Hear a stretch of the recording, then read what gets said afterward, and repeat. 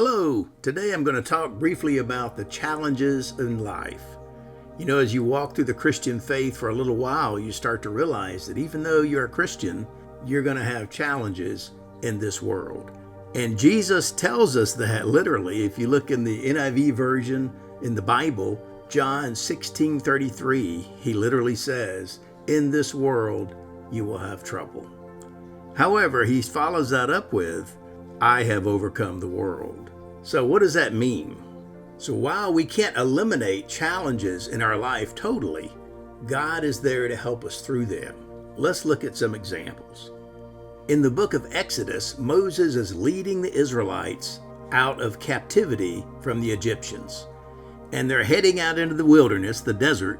Well, instead of going around the Red Sea, God has them head toward the Red Sea.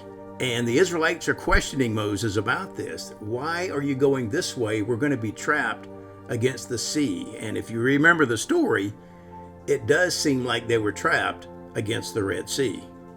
So though the Israelites themselves wanted to go around the Red Sea, God had a different plan. So they get to the Red Sea, and the Israelites are questioning Moses' authority and his rationale of why they're there. And they're saying things like, "We should have just stayed in Egypt because at least we wouldn't be dead. We're about to be killed by Pharaoh and his army." So once the Israelites are wound up and scared and kind of pushed to their limit, God tells Moses to stretch out his hand over the Red Sea, and the Red Sea miraculously parts, and they walk through on dry land. So God didn't have them go around the Red Sea. He had them go to it, but he did help them through it.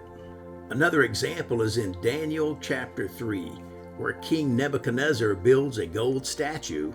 Then he gives a decree that if anyone who doesn't fall down and worship it when the music plays, they'll be thrown into a fiery furnace. Well, Shadrach, Meshach, and Abednego were devout Jews, and they worshiped only the true God, and they did not fall down and worship it. He gave them a second chance. They played the music, and they would not fall down and worship his gold statue. So he became infuriated, and he threw him into a fiery furnace. Now the fire was so hot, it says that the guards that threw him in even passed away. They didn't make it. But in Daniel chapter 3, verse 25, King Nebuchadnezzar says, "Look, I see 4 men walking around in the fire, unbound and unharmed, and the 4th looks like a son of the gods."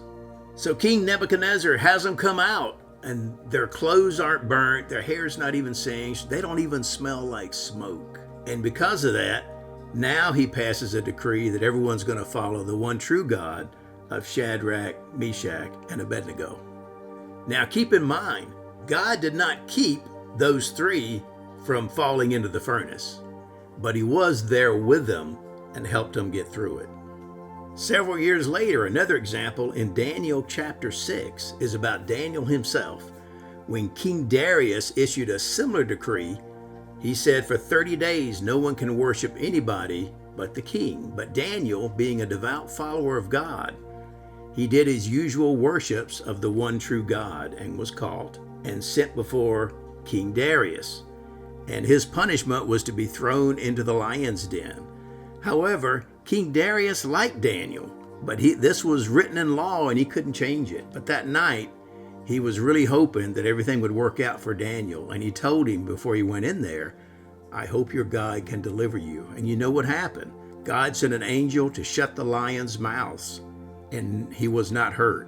And the next day, he gets out and everything was fine. Now, once again, God did not keep Daniel out of the lion's den, but he sent an angel to be with him while he was in there to make sure that everything was okay. So just remember, God didn't have the Israelites go around the Red Sea. They went through it, but he was there with them. His followers, Shadrach, Meshach, and Abednego, he could have avoided the furnace totally, but he did not. They went into the furnace, but he was there with them. Same thing with Daniel.